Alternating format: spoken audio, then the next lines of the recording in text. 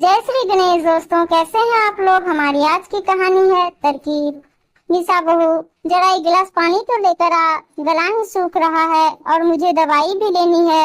भारती जी ने कमरे से आवाज लगाई, पर निशा ने सुनकर भी अनसुना कर दिया। थोड़ी देर बाद उधर से वंदना जाती हुई नजर आई। उसे देखकर भारती जी ने फिर से कहा कि उन्हें पानी चाहिए, पर वो भी शायद बाहर जा रही थी। दरवाजा बंद करके निकल गई और वो निराश होकर उसे भी देखती रह गई। भारती जी ने ठंडी आहें भरी और चुपचाप पलंग पर सो गई। तभी उन्हें उनके पति गिरधर जी ने जगाया और एक गिलास पानी का दिया और दवाई भी दे दी। अरे आप कब आए, मेरी तो आंख ही लग गई, मुझे पता ही नहीं चला। दरवाजा खुलने और बंद होने की भी जरा सी आहट न हुई। आपने घंटी भी नहीं बजाई। एक साथ इतने सवाल, पहले पानी तो तसल्ली से पी लो। मैं कौन सा तुमसे कहीं दूर गया था, आप तो सिर्फ घूमने ही गए थे, पर मैं आपसे सदा के लिए दूर जा रही हूँ। मेरे बाद आपका ध्यान कौन रखेगा।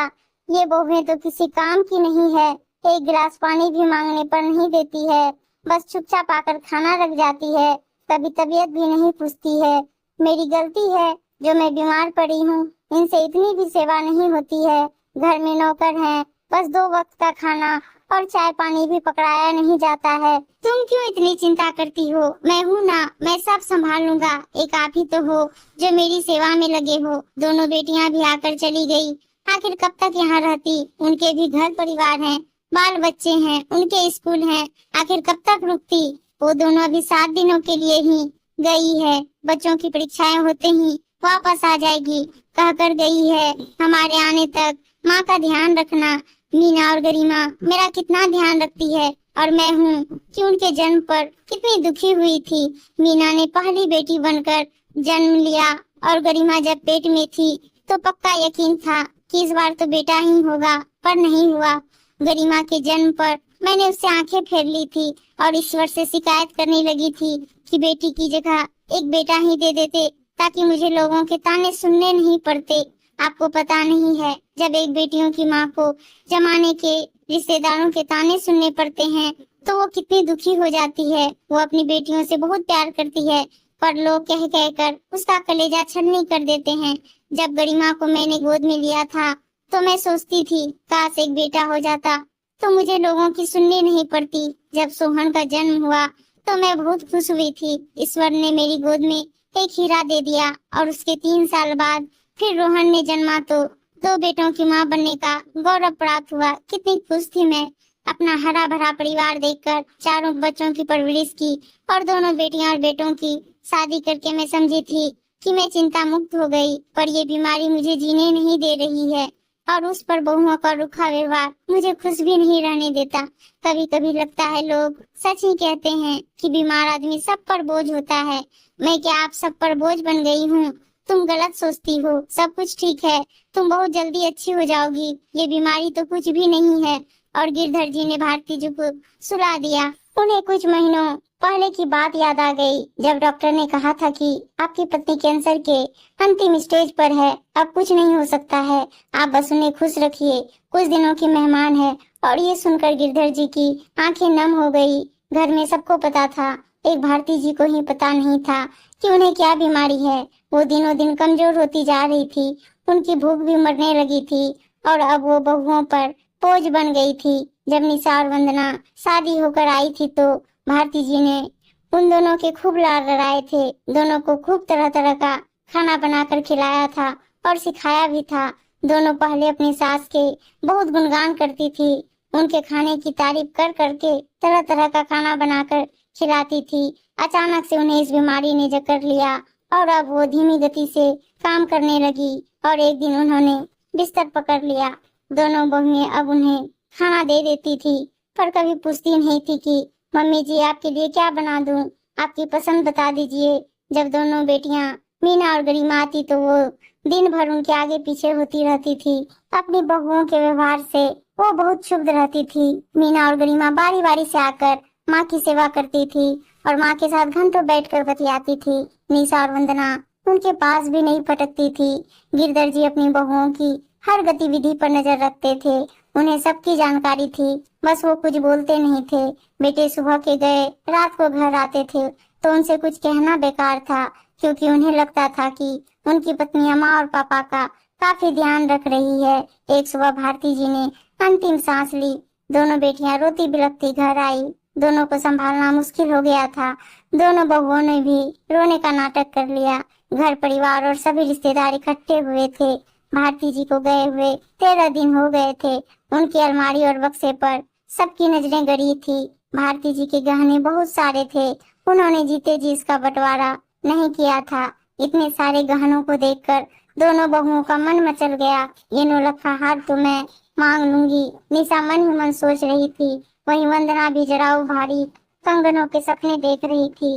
गिरधर जी ने सारे गहने निकालकर अपने पास में रख लिए, किसी को भी नहीं दिए। तभी निशा दबी आवाज में बोलती है, सासू माँ के बाद उनके गहनों पर बहुओं का हक होता है पापा जी। वंदना ने भी स्वर में स्वर मिलाया, हाँ वो बात तो है, इन गहनों पर बहुओं का हक होता है। अगर वो अपना फर्ज निभाएगी तो गहने भी तो तुम दोनों को ही मिल जाएंगे, पर अभी नहीं। अभी तो पूरा घर मेहमानों से भरा है। रोहन और सोहन की चाची, ताई, बुआ, मौसी सब यहाँ पर हैं, इसलिए अभी तो ये बंटवारा नहीं हो सकता है। मैं फुर्सत से बांट दूंगा। दोनों बहुएं खुश हो गई। उन्हें लगा था कि गिरधर जी कहीं सासू माँ के गहने दोनों बेटियों में ही ना बांट दे। दोनों की गिद्ध नजरें अपने सासू माँ के गहनों पर ही थी। मीना और गरिमा भी अपने ससुराल जा चुकी थी। उन्होंने गिरधर जी को भी समझाया कि आप अपना ध्यान रखिएगा। माँ के जाने के बाद आप तो अकेले रह गए हैं। भाभीियों ने माँ की सेवा नहीं करी तो आपकी सेवा भी क्या करेगी। तुम दोनों की भाभियाँ मेरी सेवा जरूर करेगी, क्योंकि मेरे पास भारती के इतने सारे गहने जो हैं। गिरधर जी अगले ही दिन लॉकर में सारे गहने रख कर आ गए थे। दोनों बहनें उनका चेहरा देखती रह गई। उन्होंने ये भी ऐलान कर दिया था कि जो बहू दिल से उनकी सेवा करेगी और उन्हें खुश कर देगी तो वो सारे गहने एक बहू को दे देंगे और उसे लॉकर की चाबी थमा देंगे। अब निशा और वंदना के मन में लालच सा आ गया। अब क्या था, दोनों बहुएं बस दिन रात ससुर की सेवा में लगी रहती। मनपसंद खाना से लेकर उनका कपड़ा प्रेस करना, गरम गरम रोटियां बना कर देना, समय पर कपड़ों की धुलाई और कमरों की सफाई भी हो जाती। अब तो दोनों नंदों से रोज फोन पर बातें भी करती। पापा जी अगले महीने मेरी छोटी बहन की शादी है तो अम्मा जी के गहने उसमें पहनना चाहती हूँ। अब घर की बहू हूँ तो असली सोने के गहने ही पहनूंगी। आपका भी मान रह जाएगा और नाकुची हो जाएगी कि आपकी बहू तो सिर से लेकर पांव तक असली गहनों से सज रही। निशा ने कहा, ठीक है तुम गहने ले लेना। गिरधर जी ने कहा तो वंदना को लगा कहीं भाभी गहने लेकर वापस नहीं करेगी तो क्या होगा। वो रात भर चिंता में डूबी रही कि कैसे वो भी गहने हथिया ले। अगले दिन गिरधर जी उठे तो निशा ने गहने मांगे। बहू ये लो अलमारी की चाबी और गहने निकाल लो। लेकिन गहने तो लॉकर में थे, अलमारी में कैसे आ गए। निशा का चेहरा पीला पड़ गया। निशा ने बक्सा खोला और पहली बार वो गहने हाथ में लिए और तुरंत छोड़ दिए। वंदना को आश्चर्य हुआ। वंदना ने भी गहने छुए तो उसका चेहरा भी सफेद पड़ गया। पापा जी ये तो नकली गहने हैं। मम्मी जी के सभी गहने नकली हैं और आपने हमें इतने महीनों अंधेरे में रखा। आपने झूठ बोलकर हमसे सेवा करवाई। आपने हमें धोखा दिया है। लगता है आपने असली गहने मीना और गरिमा दीदी को दे दिए। बहू तुम्हारी सास के पास जो असली गहने थे वो तो मीना और गरिमा की शादी में हमने बेच दिए थे। रोहन और सोहन तब बाहर पढ़ाई कर रहे थे। इन दोनों को भी पता नहीं है। तुम्हारी सास ने फिर नकली गहने बनवा कर रख लिए। तभी तो ये गहने लॉकर की जगह घर में रखे हुए थे। जब वो मरने वाली थी तो उसे मेरी बड़ी चिंता थी कि बहुएं मेरा ख्याल रखेगी या नहीं, तो वो ही कह कर गई थी शायद गहनों के लालच में बहुएं आपकी सेवा कर दे। अब मैं ज्यादा झूठ नहीं बोल सकता हूँ। मुझसे अब और नाटक नहीं होता है। मैंने अपना सामान पैक कर लिया है और कल सुबह मैं अपने दोस्त के पास गांव रहने जा रहा हूँ। अब मेरे पास कुछ भी नहीं है। ये मकान भी किराए का है और गहने भी नहीं है, कोई जायदाद भी नहीं है। तो फिर तुम मेरी सेवा क्यों करोगी।